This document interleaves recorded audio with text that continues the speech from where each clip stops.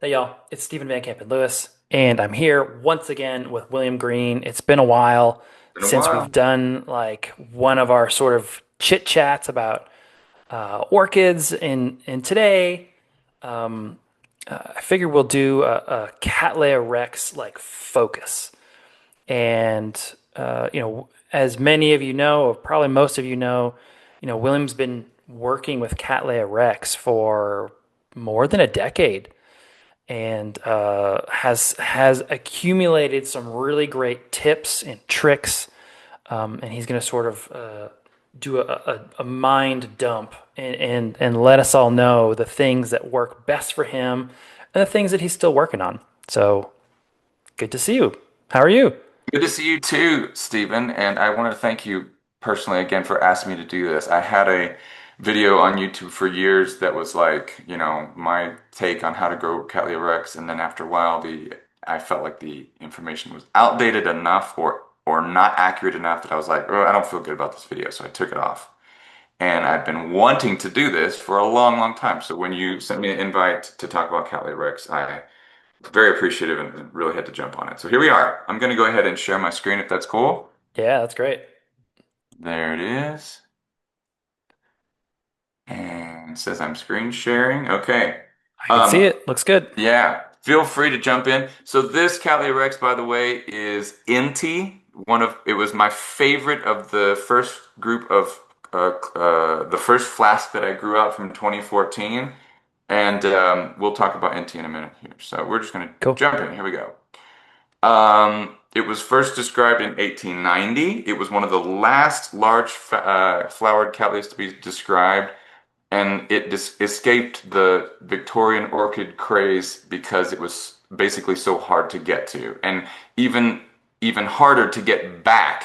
Like people could go out and find it, but then they actually had to get it back alive to Victorian England, which just didn't work out. And that A was lot of pretty much because they had to hoof it through the Amazon, carrying these plants, and then they have to send it probably by way of Pacific all the Ship, way yeah. around Well, or back. Atlantic. It depends on how they did it. There was no canal in the Panama Canal, so they had to either go around or, yeah. Um, uh, I don't know how to say his name. Jean Linden and James O'Brien both thought very highly of this plant. Here's a couple of descriptions. I'm not going to read them out loud, but these were the first descriptions that were made of the plant, and I don't know about you, but as soon as I saw Cattleya Rex for the first time, I saw a picture of it on Orchid Board actually, and it was a French grower who had it, Hmm. and I was like, I must have that, you know. Yeah. Um, and then as I started looking, I realized that oh wait, nobody has this. And that's actually pause there for a sec. Yeah, That's how sure. you and I first started interacting. Actually, what was on Orchid Board, Yes. and you were I think your name was Cambria what, Uh-huh. and Whoa, then memory. Triple word yeah, score. and then you started showing your Cattleya Rex journey, which we'll get into in a sec, and that was a long time ago. Yeah, yeah, that's right. I had a thread where when I got the plants, I Hmm. posted from day one, and every few months or what, especially at the beginning, I was like neurotic about it, and I was posting like every single day about, every little thing. And that But thread went for yeah, years. that thread is still there, and it's Yeah. great because you can see from the day I received them all the way to the day of the first bloom, and it's all there. So it's a great. I don't know what the thread is called, but if you search for Cattleya Rex, and I think my name on there is Migraine Pets. So if you search for threads by Yeah. Migraine Pets. Yeah. But yeah, it's all documented. That's been the whole point, you know. It's like anyway, I wanted to look at some different types of Cattleya Rex. So this Hmm. is a variety from Ayacucho. You can see that this is the coloration is more yellow in the top of the lip and then more red in the bottom. You don't have that same color gradient that you have on different varieties. These are from the Peru Floras catalog, by the way. There's also a Rosita form. There's a semi-alba form. Oh, I didn't know that these had different forms like Yeah, these. That's crazy. they're out there. Oh, and I have them, by the way. Oh. Growing them out unless I kill them all. Um, we got some more. The splash form is Hmm. got the yellow in the petals there, and you can see less purple in the lip. And then There is a Flammea form as well, and there was actually we're going to look in a second, but there was a Flammea actually just awarded by the AOS last Oh, month. cool. So different color forms, but generally speaking, Cattleya rex is a naturally occurring semi-alba flower with cream white petals and sepals, and then a colored lip. And that first one that you showed from Yeah, Ayacucho, that's a yeah. region, right? Yes, I'm going to show you the map in a second. Oh, okay, cool. Yeah, maybe I didn't order the information in the right way, but here we are. Um, so in terms of the Cattleya Rex awarded by the American Orchid Society, the very first one was awarded back in 1984, which is actually quite late for a naturally occurring labiate Cattleya species. It Hmm. got a certificate of botanical recognition, which means it was basically like, oh wow, we haven't seen one of these before. Here's an award. Um, and then Anthony Alfieri, a grower in Delaware, I believe, he got an CCM in 2001 with two spikes of it was a total of 17 flowers. So if you look at the floriferousness of this plant, it's like, wow. I have never seen this many on a spike since. Hmm. So Anthony's still out there. I'd love to talk to him and ask him about how this plant got to be the way that it is. Well, and it's crazy that the first two awards for this species are not quality awards, all right? So we have a Right? CBR, and for everybody who doesn't know, a CBR is typically what we give to a brand new species in the judging system, which, jives here with the 1984. It's weird that they didn't give it a quality award at the same time, but I guess you don't have to. And then the next award was a certificate of cultural merit saying, you, the grower, have done a good job, and still no quality awards for, Hmm. close to 2 decades of this thing being in the system. It's fascinating. In my experience, they do not like Cattleya rex flowers when they compare them to other Cattleya flowers because the dorsal sepal reflexes back, the Mm. petals reflex forward. Maybe Hmm. that's not a reflex, but they go forward. The flower's not flat at all, and as you know, flatness is paramount with Cattleya flowers. Yeah. And so then a few years go by, and Cali Rex starts getting some awards, but they're not in the country. So this one that says Silvano Flores, that took place in South America. I believe it was a show in Peru. You Oh, can huh. also see that that's the Ayacucho form. You can see the yellow tube and the red in the lip without that gradient of red to purple that you see um, in the other form, the Moyobamba And form.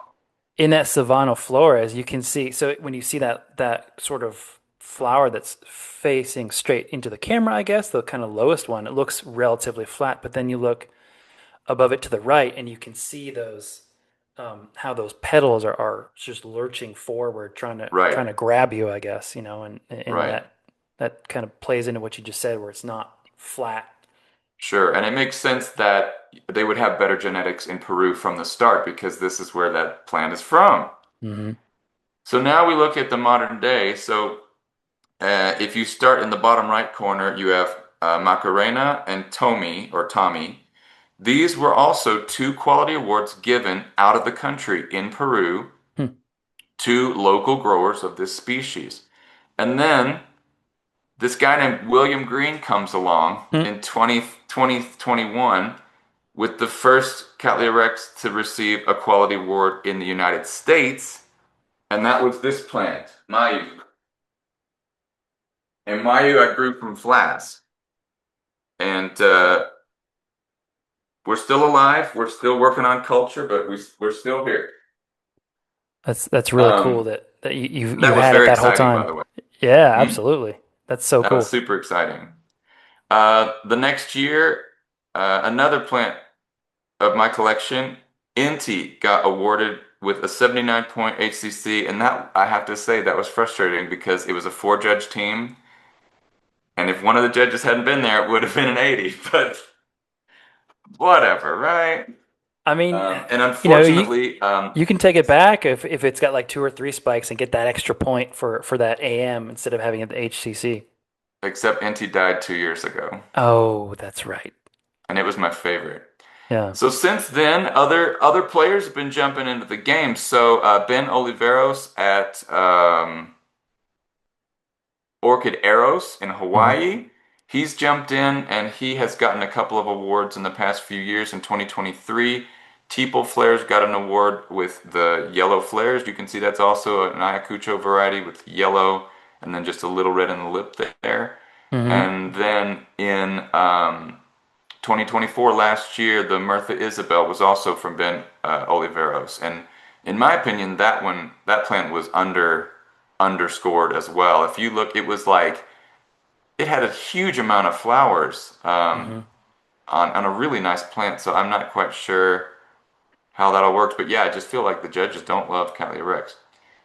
Um, Until that FCC came along, huh? until they went down to Peru again. And Oh, another show, they see this Cattleya Rex Andean Treasure. They gave it 90 points. I talked to, oh man, I'm blanking on the name. But he's a Venezuelan grower, and I said, "Hey, did you see that plant?" I was like, "Did you think it worth it earned that 90 point FCC?" Because obviously, I'm gonna be like super picky about anybody else who gets an award, right? yeah, yeah. And he's like, "No," he said it was excellent. It was really good. So yeah, there it is. And then just last month in July, Leslie E. got Cattleya Rex Flammea awarded in Ontario. And I believe he said he got this plant directly from, um, I don't want to say the names in case I get them wrong, but he got the plant directly from Peru Oh, wow. a couple And years ago. and just to be clear, he's in Ontario, Canada, right? He's close to That's it. Toronto. Right. Yeah, yeah. Which is, growing up there is a whole different set of challenges. So it's Yeah, great that he got greenhouses, that. tents. So that's kind of a history in the nutshell of the American Orchid Society and Cattleya Rex. It's really ramped up in the past few years. I'd like to take a great amount of credit for that, for Hmm. spurning the interest in this plant, and it I deserves it because I it's think it's just spectacular. and I think it's fair to take credit. I mean, no one was really growing Rex in the US until you started that thread in Orchid Board, and suddenly everybody's like, "Holy crap, why aren't we growing this more?" Yeah, it just wasn't easy to find. If you went down to the Peruvian Amazon, you might find these other companion plants growing alongside Cattleya rex. I'll just let you kind of peruse the list here. But if you look in my collection, I've got a couple of these. I've got Cycnochus cooperi for sure. Love that plant. I would Hmm. love to have a Violacea, Kovachii, Luteola, uh, Iricolor. Those are all gorgeous plants. So if you Yeah. wanted to create a Peruvian display, all these plants would go right there. And then if we look just where the plant is from, you can see the yellow regions in Peru there are where the populations are found. And you can see on the right side, there's a topographical map of Peru where Cattleya rex occurs just as the Amazon is rising into the Andes Mountains. So it's Hmm. not at the heights of the mountains, but it's at about basically about a mile in elevation, 1,600 meters like that. Okay. And two very disjunct regions, like you see in the map on the left. It's just those two populations are probably not interacting with one another. It's weird because you see the mountain chain is continuous, Hmm. but there is a little breakup kind of in the middle there. So are there plants somewhere in the middle as well? Maybe. But the Ayacucho version actually comes from that southern region. It, in your experience in your research, are there enough differences between the two populations that you think they could be different, or is it just such a remote area that there's probably sort of a string of populations that we just haven't discovered? The flowers look really different. Hmm. I I have found the Ayacucho plants that I have to be a little tougher, Hmm. and the northern population, which is called the Moyobamba variety, I found them a little bit more delicate, Interesting. in my experience. And there are other species, Cattleya species, with big disjunct populations, like Cattleya dowiana, Like Daliana, yeah. and Nobilior also has these huge spaces between its two different populations. Yeah, I mean, all it takes is a couple seeds blowing a few thousand miles and landing in an ideal environment, and there you have a new population. That's right. I put this in bold. Calyrex is an intermediate grower. It will grow warmer. It will not be happy if you grow it cooler than these temperatures. If you go to its hometown of Moyobamba, Peru, like I said, that northern population especially, these are the temperatures you will find pretty much every day of the calendar year. Hmm. 83 high, 62 low. And um, if you can maintain that consistency, temperature, I think we can say safely that you've got temperature under control. I mean, that seems like pretty normal standard indoor temperatures, right? Just sort of on a windowsill or in a tank behind me where you can see my cats hanging out on top of, Uh-huh. or your house. Yeah, their home temperatures, and a lot of orchids will be happy in that range. Hmm. In terms of precipitation, if you look at the precipitation map here, the growing season I've got in blue, the dry season I've got in yellow, and the bloom season I've got in purple. And that's in the wild. So we got to think this is in the southern hemisphere. This is in the Amazon. This is not in cultivation. But something that's important to keep in mind is that the dry season, they're still getting, 5 to 8 centimeters of rain in the dry season. It's not a totally dry season. Yeah, Yeah. there you go. That's quite a bit of rain. So you're going from torrential rains Mm. in the growing season to frequent light rains, So Yeah. basically, Calyrex likes water. It is a water-loving plant. It's a thirsty plant. Okay. And So, that is why it is such a tough Cattleya to grow, in my opinion, because it actually likes water and needs a lot of it. and do you find that, I guess we'll get into sort of the cultural stuff a little later, but Mhm. does it really like more water than the sort of other cattleyas that we typically grow? Yeah, we're going to lead into that, but it definitely does not like to dry out for very long. Mm-hmm. It does not like that at all. So yeah, in the wintertime, I rate in the wet season, the growing season, regular water fertilizer. We'll talk about fertilizer in a minute. I try to let it dry out between waterings, but it doesn't like to stay dry for very long. This is the tricky part. Mm-hmm. Um, the drier season, 4 months after blooming, it still needs regular temperatures like it had, and it still needs regular water, but less often. And Yeah. that's just about it. It still doesn't want to dry out for long periods of time. It's not going to be happy. It's not going to be like your Walkerianas that you can leave for a month without watering and they're going to be fine. If you did Um, that with these guys, you'd come back to a crispy plant. well, what you might see is that the roots might just die. Mm. Um, but that still needs more research. Um, here was the kind of the peak of my collection. I had several plants in bloom a couple years ago all at once.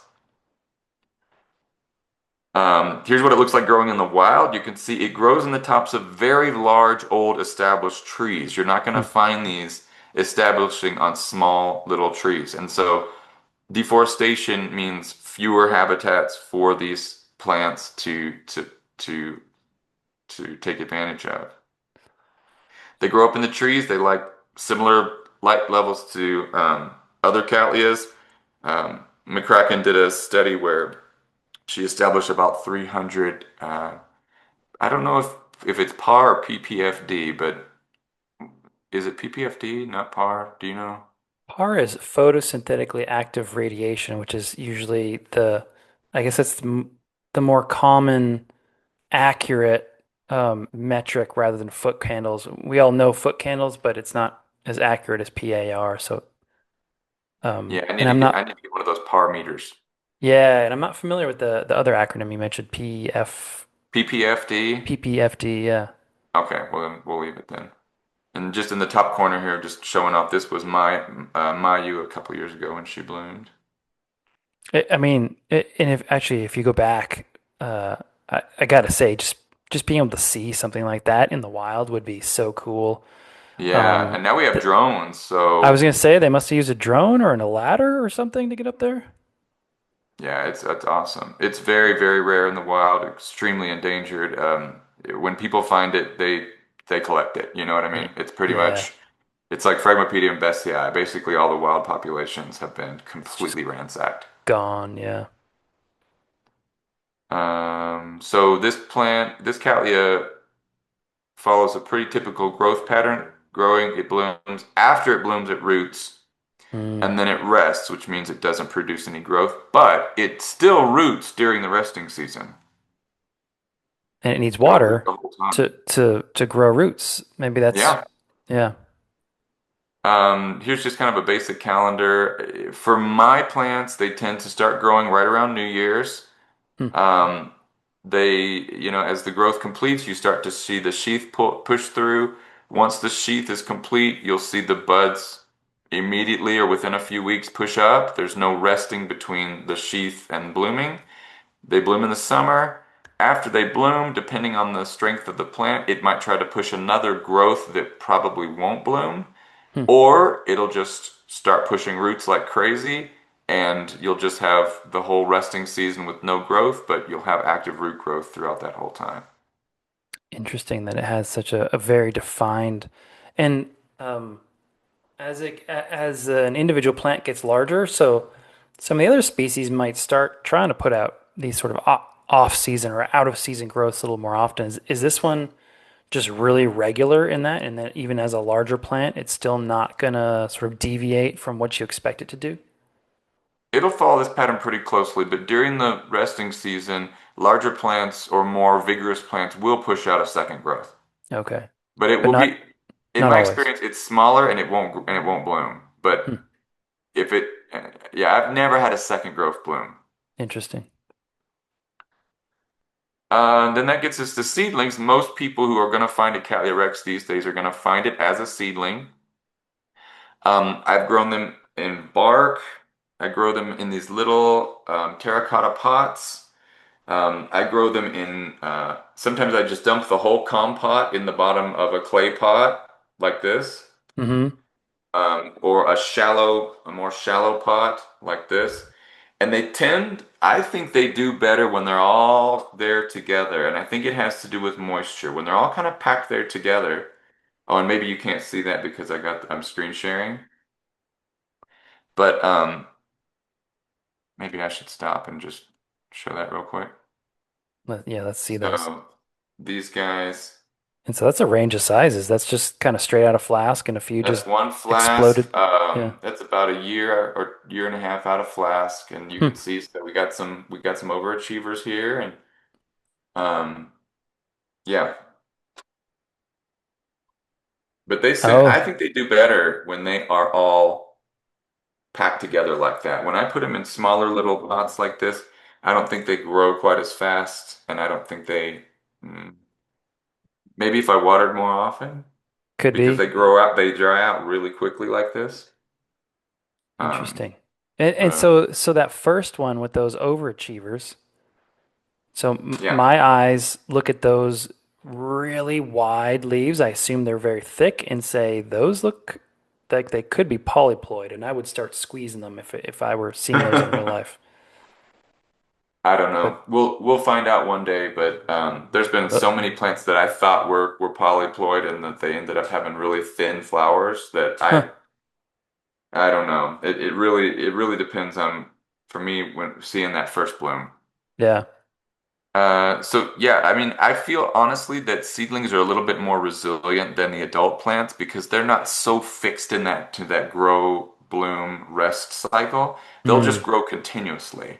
So you can continuously fertilize and just work on your seedlings, um, and they're going to be fine. When they become adults and then they have this whole bloom that sucks all the energy out of the plant, yeah. they have to have that rest. Otherwise, you're going to have problems. Interesting. Um, Great way to practice growing, I said about this, but yeah, you do learn a lot along the way. Were these your first? Was that shot there the first one, first flask that you kind of profiled on Orchid Board? This was the flask that contained NT and Mayu, the first two awarded ones, Oh, they're such cute babies. aren't they? This was in 2014. NT actually is, if you look in the jar, The big one coming out here, that was NT. Oh wow, That biggest one. that's Yeah, crazy that you know that. it was a champ from day one. Huh? Okay, now here's the thing with Cattleya Rex. It loves to rot.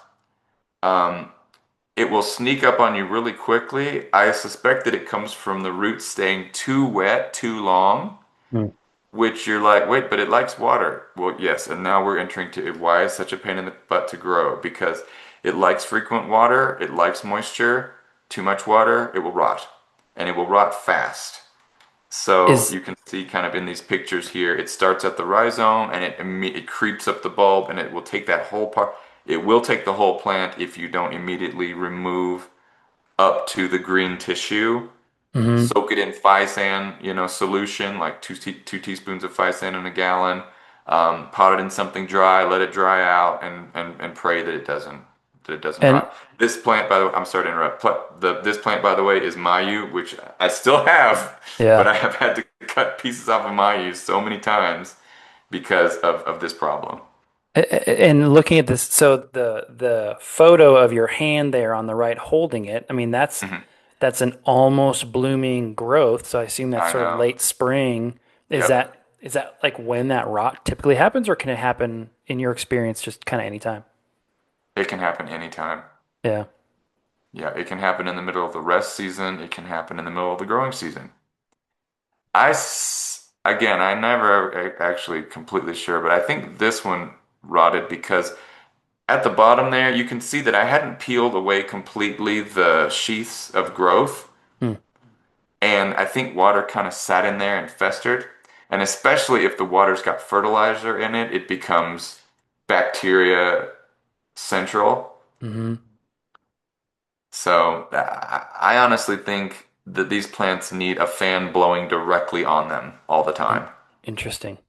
Do you, sorry, I know this, I know you haven't been growing Dowiana nearly as long, but Dowiana is one of those also sort of reputed, easily rot prone, I guess is the best way to say it, species. And of course, it's closely related to Rex. Hmm. Has your experience with Dowiana, or actually, let me rephrase that, has your experience with Rex sort of helped you to grow Dowiana, sort of rot free? I suspect that Daliana's main issue is that it does not like cool temperatures during the rest. It doesn't like cool temperatures at all, but Hmm. during the rest season, especially, you better not get it less than like 65 degrees Fahrenheit. I Yeah. mean, I'm just throwing that number out there because I've heard it a lot, but it does not. And so I think you're going to get what Daliana, rot with Daliana if you water it during the rest season and if your temperatures are not warm during the day. Yeah. Um, but oh, so far I haven't bloomed a Dowiana yet, and like with Rex, I would suspect that once blooming starts happening, then you're really, really knee deep in the challenge with the plant because that's when the plant has to have its growth cycle respected because hmm that bloom takes so much out of the plant. So I am not quite there yet with Dowiana. So far growing it out as a seedling, it's really vigorous. I mean, it's put out they're putting out two growths full size or Yeah. each one bigger per year, even as they get larger. So I'm gonna really watch those when they finally do bloom to really, really be careful in that dry season because I believe that Daliana's dry season is more like a Catasetini type dry season. Yeah, when I grew it in Hawaii, we were sure to give it a really dry winter, and I didn't lose mine until I moved to Texas and left it with a friend on the windward side of Oahu, and the rain over there just killed it, which was a nice Rosita, so that was sad. But yeah, it's really that winter time that Doiana seems to really just give up the ghost. Yeah, well, yeah. So, and Kelly Rex likes to do that too. All right, here's a nice pretty picture of what the rut looks like after you cut it off. If you cut here and that's what you see, you're not done. You've got to keep going until you got to cut off pseudobulbs and rhizome until you see green all the way through And obviously, every time you cut, you need to sterilize your cutters because if you cut this, and then you cut again, even if you see green, you've just spread all that bacteria into the new cut. And just So you don't want to do smeared it that. into an open wound. Oh, it's not a good thing. Did you use cinnamon, by the way, when you're done cutting with those? I do use cinnamon. When I make Yeah, cuts, I use cinnamon. I've heard yeah. people criticize it, but you know what? I use it. All right, so let's review. We must be close to the end of this thing. Um, with substrate, I have used all kinds of different substrates. Maybe I'll just go ahead and show you now. Well, I don't know what to do. Let's just let's just show you now. Why not? We can go back and forth. All right, so this little plant is mounted on a antler that I found in the forest. I thought, oh, maybe it'll get calcium. So I've got a bunch of Spanish moss hanging on it, but Hmm. this is a cross of my first two blooming Rexes back from 2019, Hmm. Inti and Kia, those two. And so it seems to be doing okay. Can you see root tips? Yeah. You got root tips growing. It's not growing super fast, you know. It's been what? It's been 5 years, you know. So, but it's not dead, so it's growing. Yeah, it's a cool experiment. And I guess you have its siblings in traditional potting methods that are they Here are some siblings. These okay? guys are in an air cone pot in a medium grade bark mix that I bought at the big box store. It's not fancy orchiata. I've never used fancy orchiata. Maybe that's one reason I have problems because I don't use fancy bark. But this is the next generation of those guys. That looks pretty good. Um, this is a seedling from Peru, Flora that I got when it was this big, a teeny tiny little thing. And this has just, in spite of my less than ideal conditions, this thing has just flourished. Right now, it's in a regular plastic pot with slots along the sides and the bottom, and it's in large grade chunky bark, and it's rooting That's some vigorously. that's some real nice looking root tips there.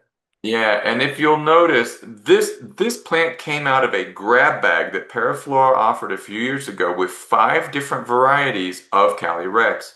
Semi-alba, Rosita, Ayacucho, Splash Petal. There were all these different ones, right? So I don't know what it is, but the purple, I don't know if you can see that the back of the leaf looks very purple. Yeah. That is a trademark of the Ayacucho variety. So and Huh. like I said, I have found Ayacuchos to be a little more forgiving, a little tougher than the Moyobamba variety, so it could be an Ayacucho, but we really won't know And you until it's left. sent me some seedlings a year ago, I think, and um It's been a one of while. yeah, and one of the ones that I have has big fat wide leaves and that red throughout it. So I wonder if that's a sibling of that one that's in your hand. And I'll be interested to see if it does the same for you and is a more vigorous, more forgiving grower than its siblings. And so the one that I have, to me, I feel it, and it seems like it's a 4N. Do you think that one kind of meets the sort of hard plastic-like leaves that 4N Cattleyas typically have, or is it the same? I don't know, man. For me, until we see the flower and we see the size and the substance, I can't call that. I really don't Yeah. know, man. And then, oh God.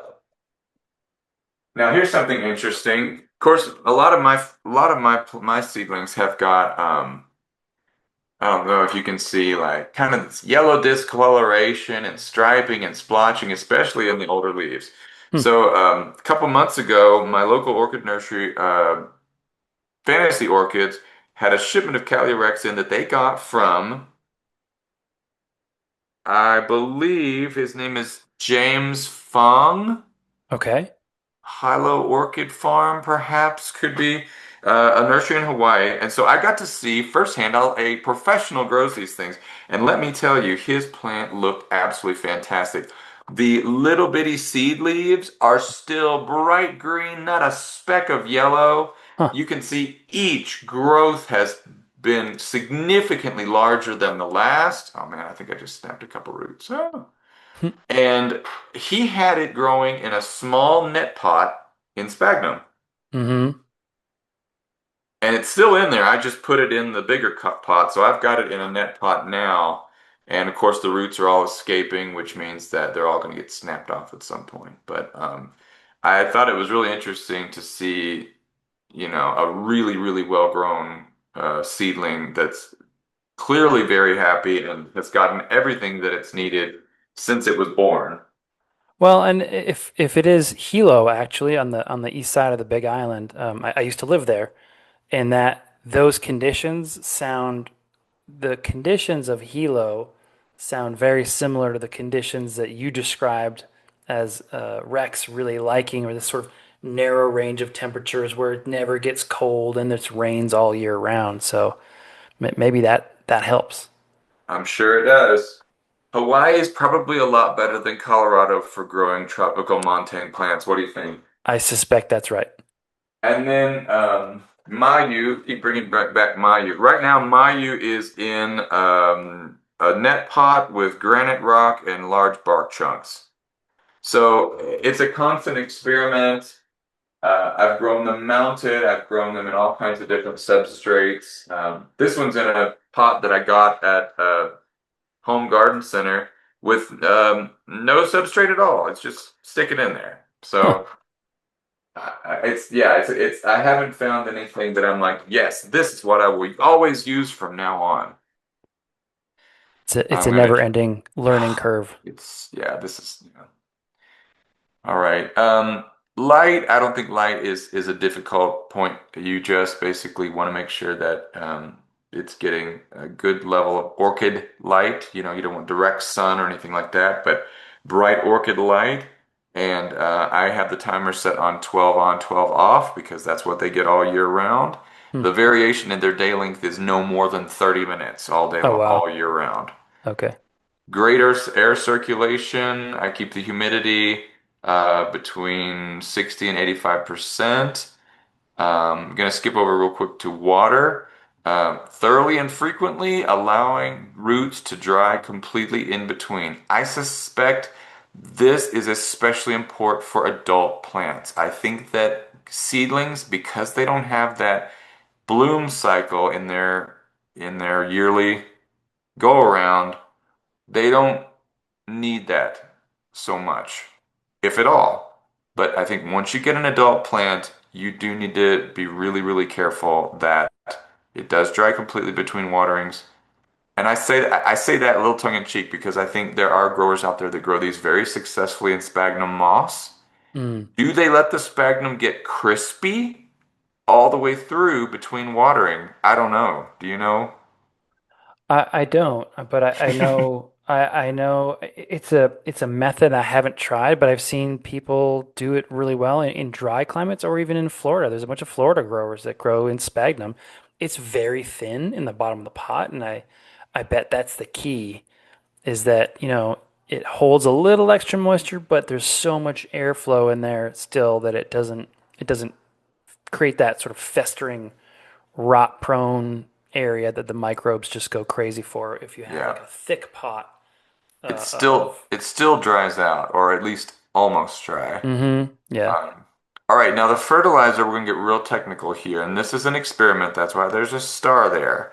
So a few weeks ago, Leslie E. posted the most recently awarded Cattleya. He had the Flammea, and it turned into a discussion that was really interesting. And one of the members of Slipper Talk actually submitted this foliar analysis of wild orchid leaves Hmm.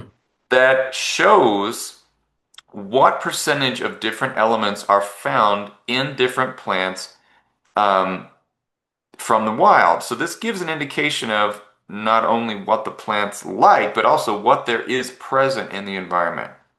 So Lots of calcium, which is fascinating for yes. Rex.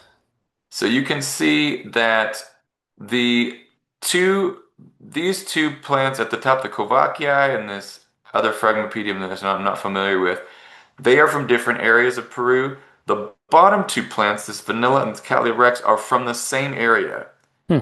So if we look at what's common between these two things, we see something that's a little unusual, which is look at the manganese. Manganese in Calyrex 272, 1110 in the vanilla, 1529 in the other two plants. So these immediately Interesting. got people's attention. Hmm. Potassium's also quite high.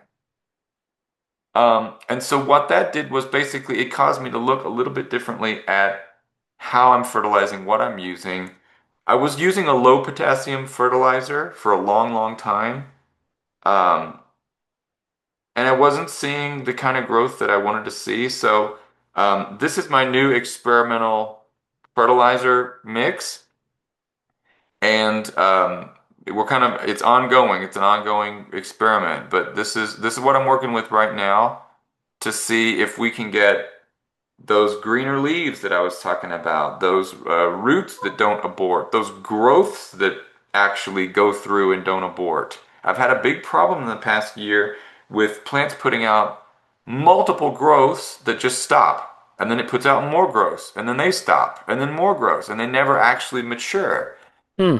I don't know the reason, but I'm guessing that it's a nutrient issue. Interesting. So that's And why we're playing with that. And by the way, our good friend AI helped me put together these percentages based on what I was using, based on the foliar analysis, based on what other plants, what proven regimens for other plants. And I fully understand that AI could be totally wrong on this, but I had to start somewhere. So here we are. it's a great starting point for sure. So how do you create your own experimental fertilizer? I start with a base of Kalite. Mm. I then add potassium sulfate. A bunch of K. Yes. I add, oh, that's funny for a different reason, isn't it? I also add CalMag. I also add manganese sulfate. Okay. And I've got, again, I worked with our friend the robot to figure out how much of this to add to get the solution of that. And so mixing fertilizer involves, um, measuring things out. I've got a little scale that shows to the milligram, and I just mix it all up. And the pH of the solution is about 5.8. Okay. That's kind of the sweet spot. Yeah, Um, what is the experiment? How many plants are you testing this on? Or are you just applying it to all of them? whole collection. Yeah. So you've got enough experience to know if you see something in the next year, you'd be like, well, that's the one variable I changed. So I know that it's the fertilizer. Yeah, this isn't gonna kill anything.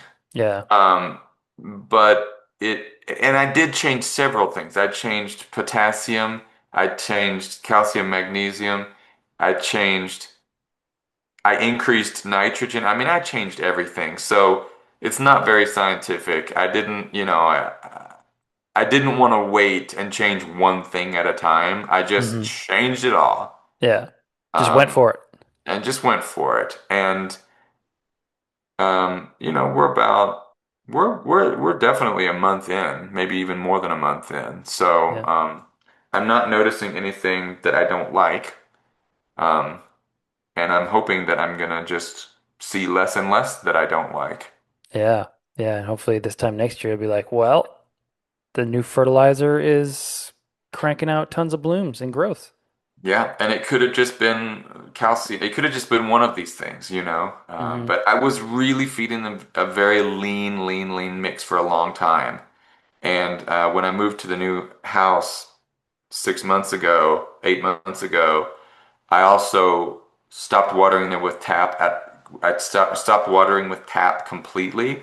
And it's possible that in my old place, tap was supplying some stuff that they were no longer getting. And that's Mm. why I noticed that things went from not great to even worse. And so that's why I was like, all right, we gotta work on this. Huh. Cool. So that's the experiment. Um, if you want to buy a Cattleya Rex, these are a little outdated. These prices are from a few years ago when they really, really, really were rare and hard to find. Now you can get a seedling. I know that Peter Lynn from Diamond Orchids, he got a bunch of my cross Kia, Inti by Kia, and he is selling. He'll put one at a time on eBay now and then. I've seen him go for more than $100. Um, but they got awarded parents. Why not? Yeah, that's super You cool. you can also try to you can get in touch with Equigenera. They've got them. Peru Flora's got them. That's where I got all my seedlings for this second round of seedlings, but they're not great at correspondence. And I have heard from people that they never got their plants. So I don't want to Yeah. speak badly about Peru Flora because I got great plants from them, but they are not great at correspondence. I, I can definitely attest to that.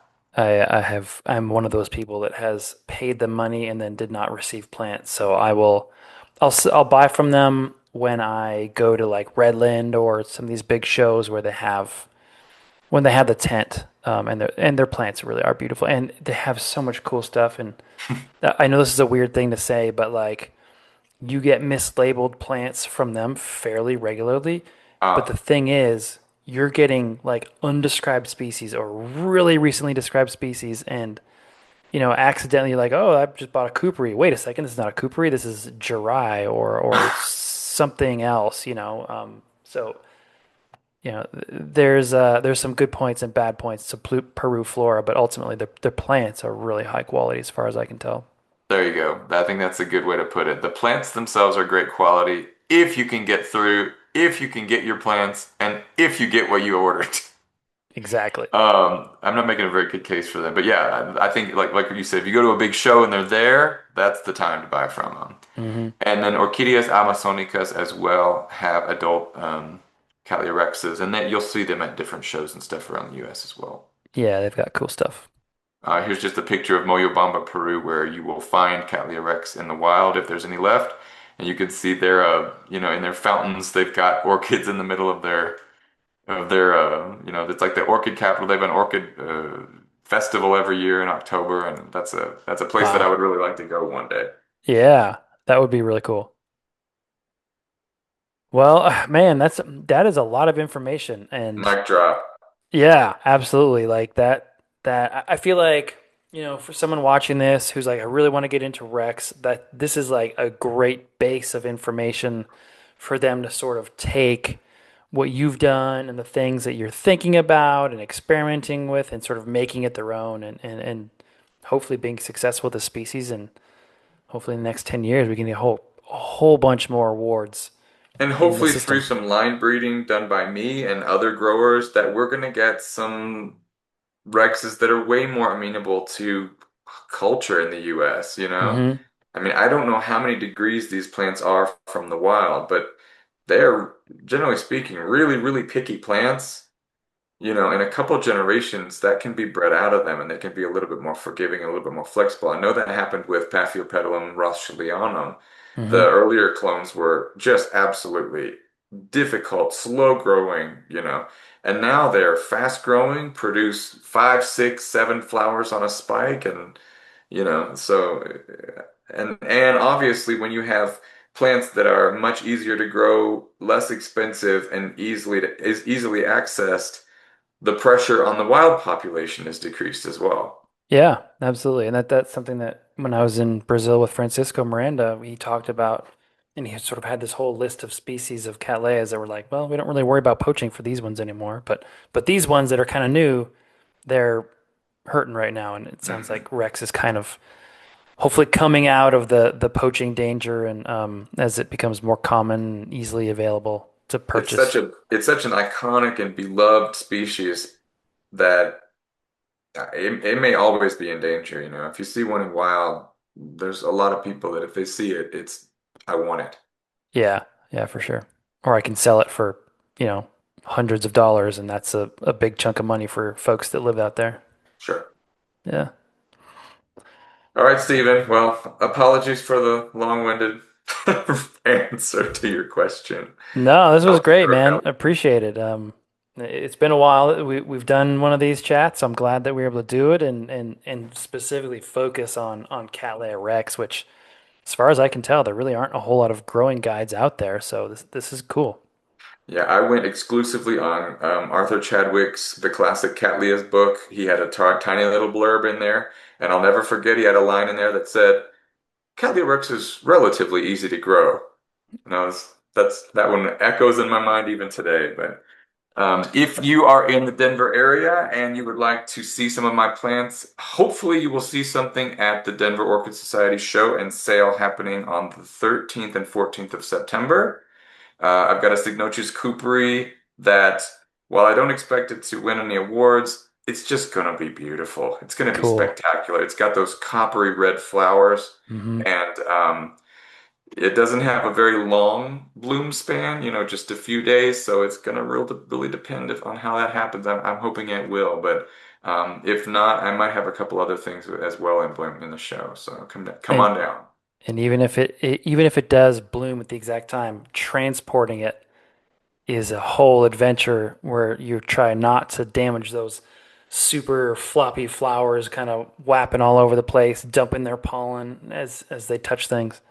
I'm gonna, yeah, get out of the car with pollen stuck all over me. Yeah, that's funny. All right, man. Well, I appreciate it. And Yes, thank you, Stephen. we'll chat soon. See you next time. Bye. Bye.